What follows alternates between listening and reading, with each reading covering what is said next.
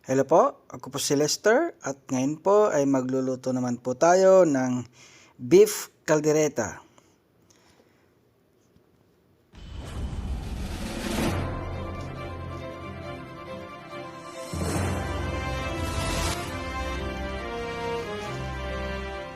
At ito po ang ating mga gagamitin: beef, onion,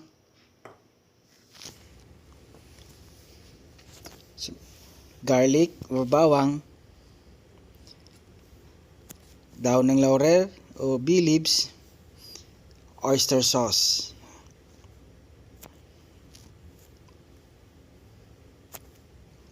At garlic powder,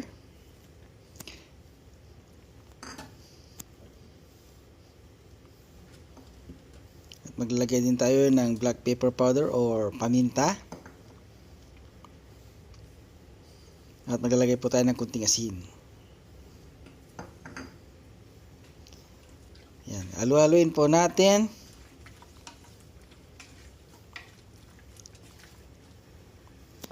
At takpan po natin. Ayan po natin siyang kumulo. Ayan. Kulo na po at maglalagay po tayo ng beef cubes.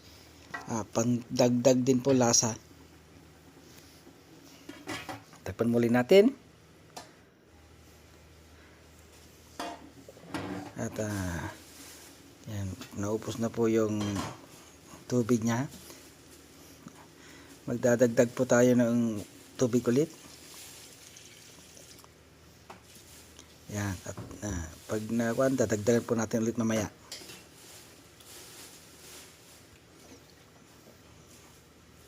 Yan, takpan muli natin. Yan po natin siya lumambot. Yan. Dagdagan po natin konti. Yan. At yan po natin siyang kumulo ulit.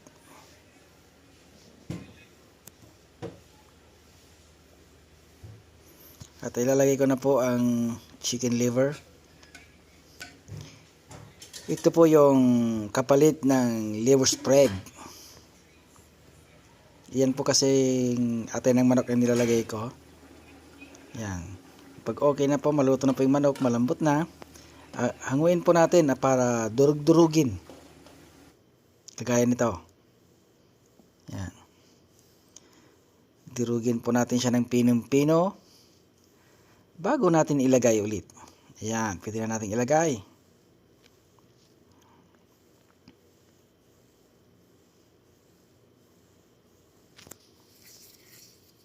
Ayan. Haluin po natin siyang konti.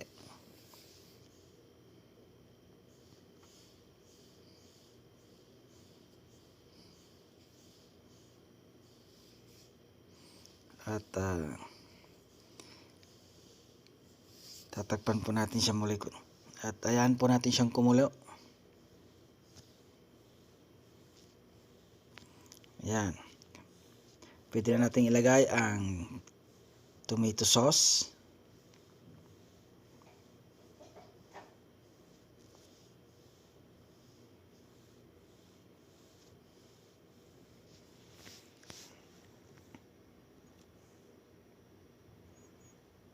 Bihira lang po kasi ako mag-isa kaya sinasangkot ko.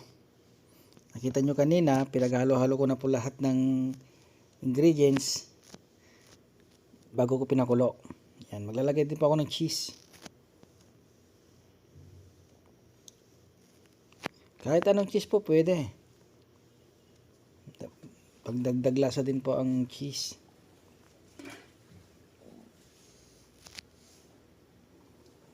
Yan. Yung mabango-bango na.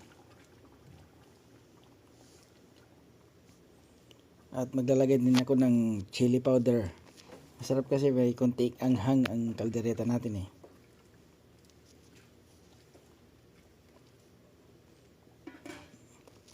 Depende sa inyo kung manghang na manghang. Sa akin slight lang yung konting anghang lang. Yan. At lagay ko na lang po ang ating carrots. Inuna ko ang carrots kasi matigas po ito. Kailangan unahin.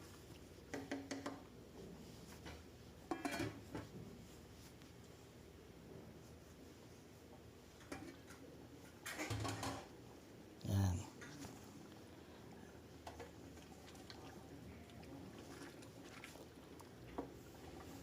At maglalagay din po ako ng pineapple chunks.